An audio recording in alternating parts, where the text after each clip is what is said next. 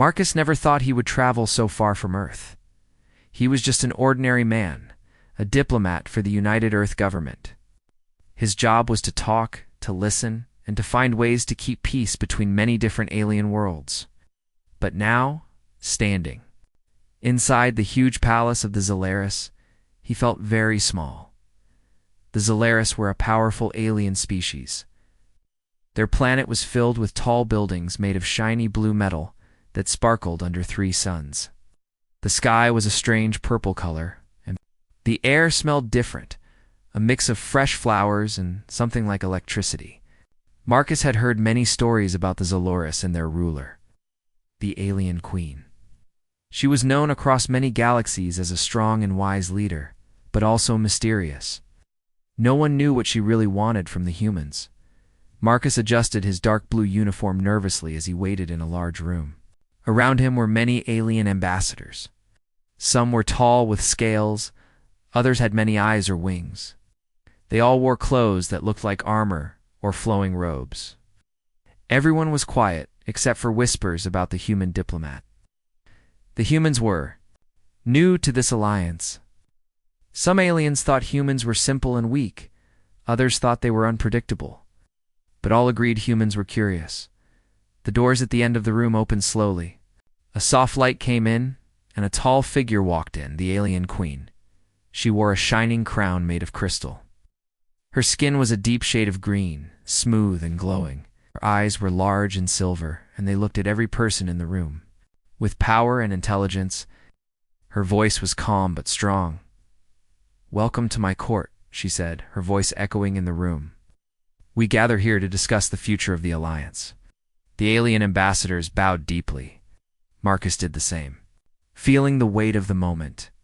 He had practiced his speech many times, ready to explain humanity's place in the galaxy.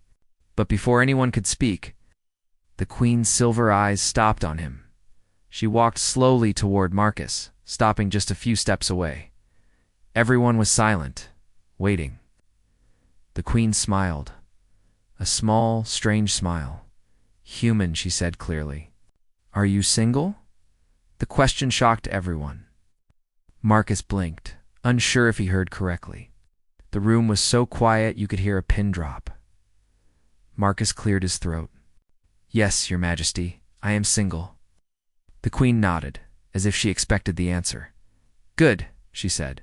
"We will speak later." Then she turned and walked away, leaving everyone stunned. Marcus's mind raced. Nice. Why would the alien queen ask him if he was single? What did she want from him? His heart beat fast, and he felt a mixture of fear and curiosity. This was not the kind of diplomatic question he was ready for. After the meeting, Marcus was led to a smaller room where he could rest. His assistant Lyra, an alien woman with bright blue skin and glowing eyes, approached him. "That was unexpected," Lyra said softly. "No one has ever been asked that question before." "I don't understand," Marcus said. "Why would the queen want to know if I'm single? What does that have to do with politics?" Lyra shrugged. "The queen is known for surprising people, but I think she sees something different in you, something she hopes might help her people." Marcus frowned. "Me? What can I do?" "Maybe more than you think," Lyra said with a small smile. That night, Marcus lay awake in his quarters. He thought about Earth, his family, and how strange this new world was.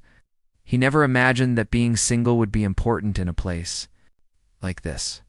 But one thing was clear. His life was about to change in ways he could not imagine.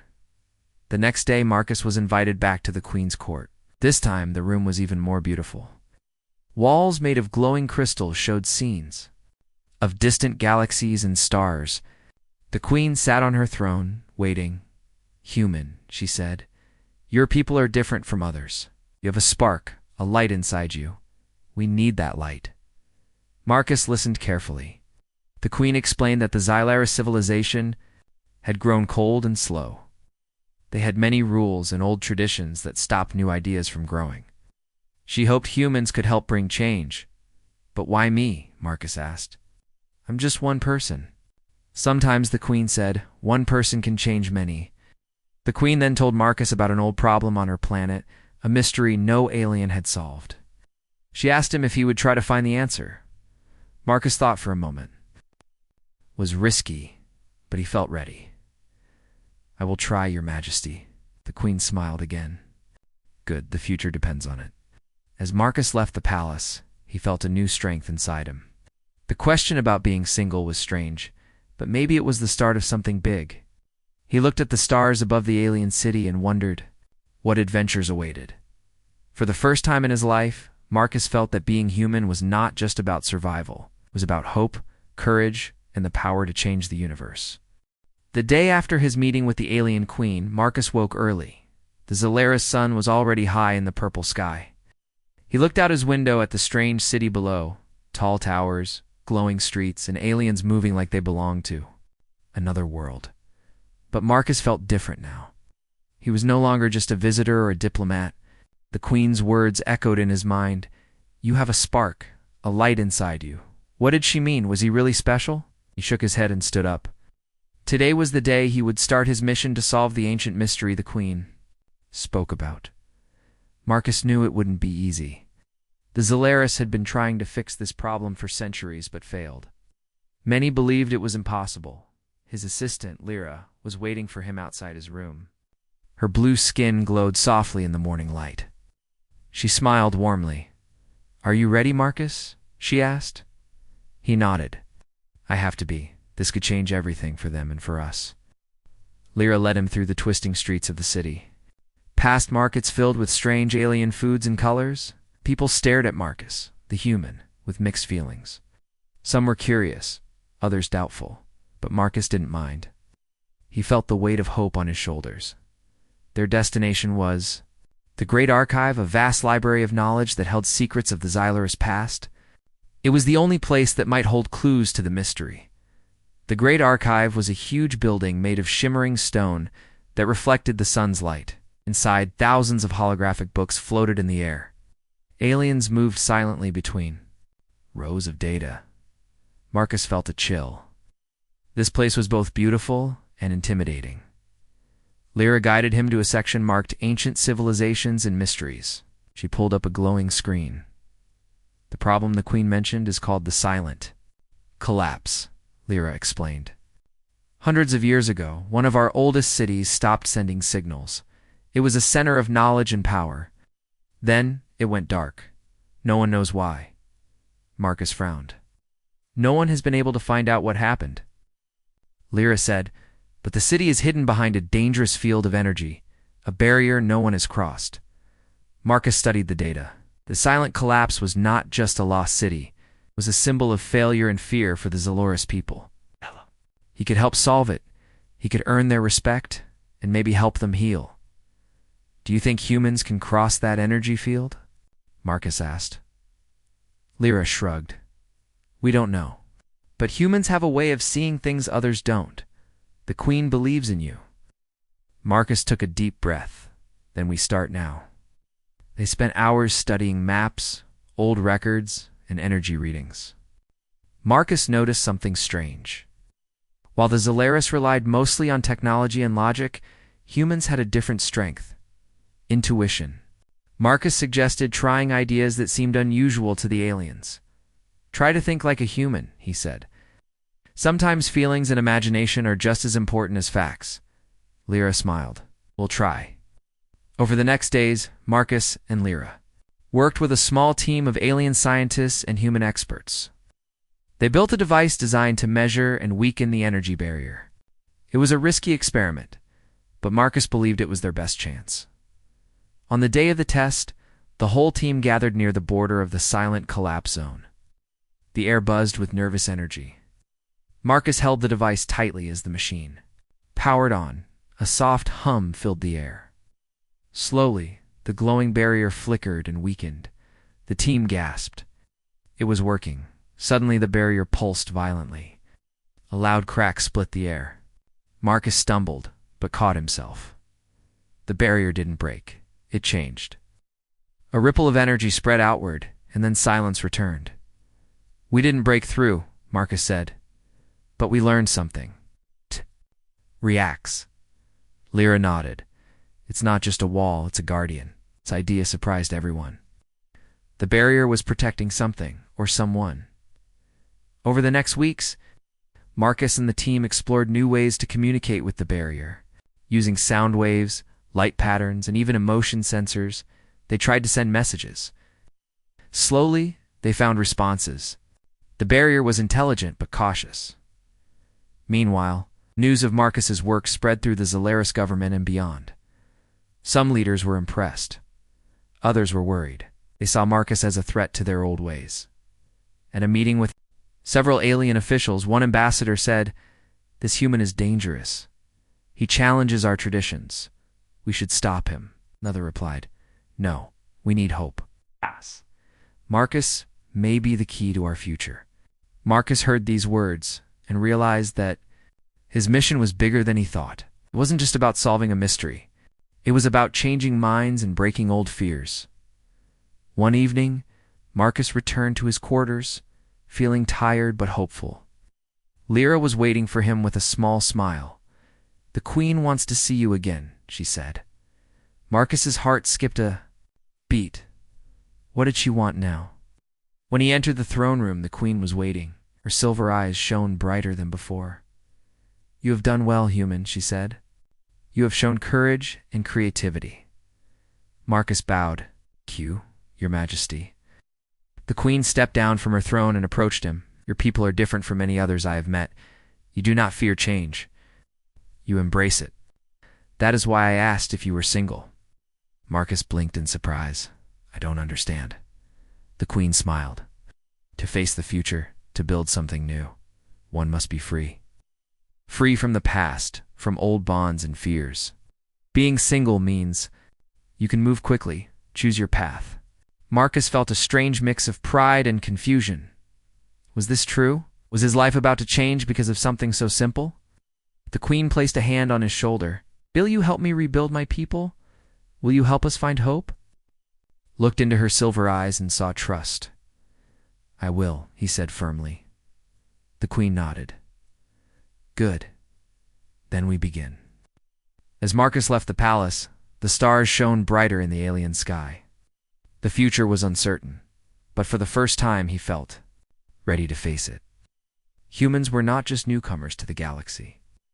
They were a light, a spark of change and hope, and Marcus was its keeper. Marcus stood at the edge of the energy barrier, the so-called silent collapse zone. The glowing shield stretched before him, a shimmering wall of blue and purple light that pulsed like a heartbeat. For centuries, no alien had crossed it, and many believed it was impossible. Yet here he was, chosen by the alien queen to try. Behind him, Lyra and a small group of scientists watched nervously. Marcus held the small device they had developed together. It was designed to send signals that could communicate with the barrier, to learn its secrets, and maybe, just maybe, open a way inside. Marcus took a deep breath. He thought about the Queen's words. One person can change many. That one person was him now. He activated the device. Soft tones echoed from it. Waves of light pulsed into the barrier. The barrier flickered, then steadied. Slowly, a small opening appeared just big enough for a person to step through. Lyra gasped. "You did it." Marcus nodded. "But we must be careful." The team stepped through the opening, entering a strange, silent world. The air was cool and still. Around them were ruins of an ancient city, tall towers broken by time, statues covered in glowing vines, and streets cracked and empty. The silence was heavy. Marcus felt a strange sadness. This was once a place of life and knowledge. It was a ghost. They explored carefully, collecting data. Suddenly, a soft voice echoed in their minds. It was not spoken aloud, but clear and gentle. "Who comes here?" The team froze. Marcus looked around. "I am Marcus, human diplomat. We seek to understand." The voice replied, "You carry the light of change." Marcus realized the barrier was connected to the city. It was protecting something inside. As they moved deeper, holograms appeared. They showed scenes of the city's past, happy citizens, celebrations, and then fear as a dark shadow approached. The voice explained, The city chose silence to protect itself from destruction, but it waits for one who can bring hope. Marcus felt a new sense of purpose. This was not just about solving a mystery, it was about healing a wound in history. Suddenly, alarms sounded. The team rushed to their devices. The barrier was starting to close. "We need to return," Lyra said urgently. As they hurried back, Marcus looked once more at the ruins. The city was alive, waiting for change. Back outside, the barrier closed completely, but something had shifted. The Queen's people watched in awe. News spread quickly. Marcus and his team had done what no alien had done for centuries.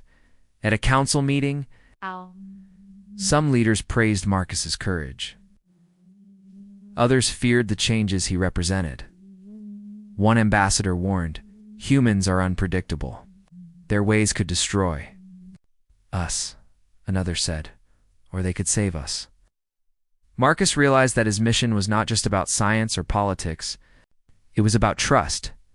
Trust between different peoples and between the past and future. The alien. Queen invited Marcus for a private meeting. She thanked him and said, "Your people's strength is their heart. You face challenges not just with power, but with hope." Marcus smiled. "I want to help build a better future." The Queen nodded. "Then your real challenge begins." Marcus knew the road ahead would be hard. Old fears and traditions would not change easily. But he also knew that humans had something special, the ability to believe in something new. As he left the palace, Marcus looked up at the stars. The galaxy was wide and full of wonders. Now he was part of its story. The days after Marcus's discovery of the silent collapsed city were filled with excitement and tension. The Zolaris leaders debated endlessly about what to do next. Some wanted to seal the city forever, fearing the unknown dangers it might bring. Others, inspired by Marcus's courage, believed it was time to embrace change. Marcus felt the pressure. The Queen had placed great hope on him, but he knew many doubted humans. He wasn't a warrior nor a scientist genius. He was a diplomat, a man who trusted people, and that might be his greatest strength. Lyra stood by his side every step. "The Queen believes in you," she said one morning as they walked through the palace gardens. Strange glowing plants, casting soft light around them. "But you must also believe in yourself." Marcus nodded. "Want to help? But how do I convince so many that we can change old ways?" Lyra smiled. "Show them what humans can do, not with weapons or machines, with heart." Their chance came quickly. Council announced a grand meeting to decide the fate of the silent collapsed city. Leaders from many worlds would attend, bringing their opinions and fears. Marcus prepared his speech carefully. He knew this was more than politics. It was about hope. When the day arrived, the grand hall was filled with voices arguing loudly. Many said the city was too dangerous. Others warned about upsetting ancient powers. Marcus waited quietly until the room settled. Then he stepped forward. "Friends, leaders," he began, his voice steady but warm. "The silent collapse is not just a place lost in time. It is a symbol of fear and silence. But it can also be a symbol of hope." He told the story of the city's past, what he and his team had learned inside the barrier. "The city chose silence to protect itself," he said. "But it also waited for someone who could bring light back." The room was quiet. Akacha continued. "We humans are new in this galaxy. Don't have ancient traditions that hold us back. Make mistakes, yes, but we learn and grow. That is our strength." He looked around. "Change is hard, but if we don't change, we cannot grow. The Zolaris can be strong again, not by hiding in fear, but by opening to the future." A murmur spread. Some nodded, others frowned. But Marcus's words had touched something. Then, unexpectedly, the Queen herself stood. "Marcus speaks truth," she said. "Our people have been trapped by old fears, but the human spirit shows us a way forward." The hall erupted in applause. Over the next weeks, Marcus worked closely with the Zolaris scientists and leaders to carefully reopen the silent collapsed city. They created teams combining human and alien skills, using new ideas and old knowledge. Inside the city, they found wonders enchant libraries, with knowledge lost to time, machines that still worked, and gardens that grew strange glowing fruits. The city began to come alive again. But the greatest discovery was the heart of the city, a powerful source of energy that could heal planets, grow food, and power cities without pollution. It was a gift waiting to be shared. Marcus realized that humans had helped not just by solving a mystery, but by bringing hope and new ideas. The alliance began to change. Other alien species saw the value in human ways, creativity, emotion, courage. Humans were no longer the newcomers to be ignored. They were partners, teachers, and leaders. In a quiet moment, the queen invited Marcus to walk with her in the palace gardens. "You have changed more than our city," she said softly. "You have changed my people's hearts." Marcus smiled. "I just tried to be human." The queen looked at him closely. "Your people's greatest strength is their connection to each other, to hope, and to the future. Remind us that even in darkness there is light." Marcus felt warmth. Inside, the journey had been hard, but it was worth it, as they walked under the alien stars. Marcus thought about home, about Earth, and about the new family he had found among the stars. He was no longer just a diplomat. He was a symbol of what humanity could be, brave, kind, and full of hope. The great halls of the Zaloris Palace were alive with celebration. For the first time in centuries, hope filled the hearts of its people. The silent collapse city was no longer a place of fear and silence, but a shining example of unity and new beginnings. And at the center of it all was Marcus's human diplomat who had changed everything. The queen stood on her throne, watching as her people danced and laughed. Air was filled with music-hand alien song that mixed with the soft hum of the city's new energy. The glow of the healing light from the silent collapse city spread throughout the planet, making everything shine brighter. Marcus felt a warm sense of pride. He had come to this distant world as a stranger, but now he was a part of their story. He looked at the queen beside him. Her silver eyes were soft and kind. "You have done what many thought impossible," she said. "You have given us a new future." Marcus smiled. It was not just me. It was all of us, humans and Zaloris, together. The queen nodded. "Yet your journey is only beginning." After the celebration, Marcus was invited to speak before the Galactic Council. Leaders from dozens of worlds had gathered to hear the story of the silent collapsed city and the power of hope and courage. Marcus stood before them, his heart steady. "This story is not just about a lost city," he said. "It is about what we can do when we choose to work together, when we embrace change instead of fearing it." He told them about the power of trust, about the strength in being open and brave. "We humans have made many mistakes," he said, "but we never stop trying to be better, and so must we all." The council listened closely. When he finished, there was a long silence, and applause filled the room. One elder from a distant world stood and said, "Human, you have shown us that even small sparks can light great fires." "We must remember this," Marcus nodded. "Together, we can build a galaxy where all beings live in peace and grow." Back on the Zaloris homeworld, Marcus found a quiet moment to reflect. The journey had been hard and full of surprises. The queen's strange first question, "Are you single?" now made sense. It was a question about freedom, about the ability to face the future without fear or old chains. For Marcus, being single meant something more than relationship status. It meant being open to new paths, to new adventures, and to the unknown.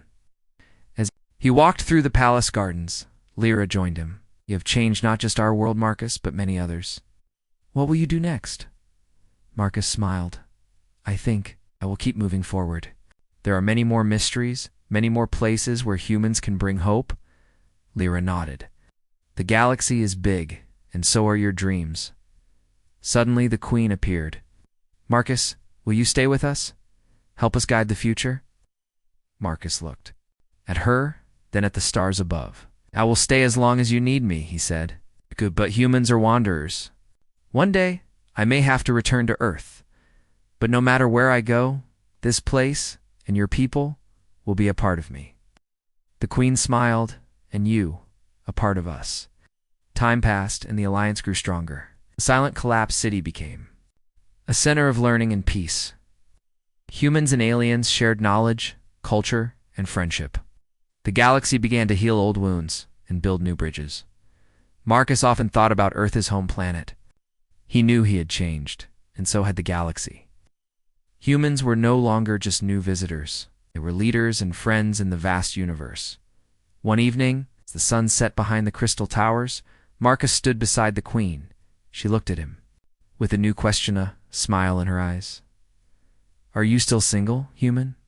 Marcus laughed softly. "Yes, your majesty. I'm ready for whatever comes next." The queen nodded. "Then the future is ours." It's under the shining stars of a galaxy full of hope. A new dawn began, a dawn of friendship, courage, and endless possibility. Marcus, the human who dared to believe, was at its heart.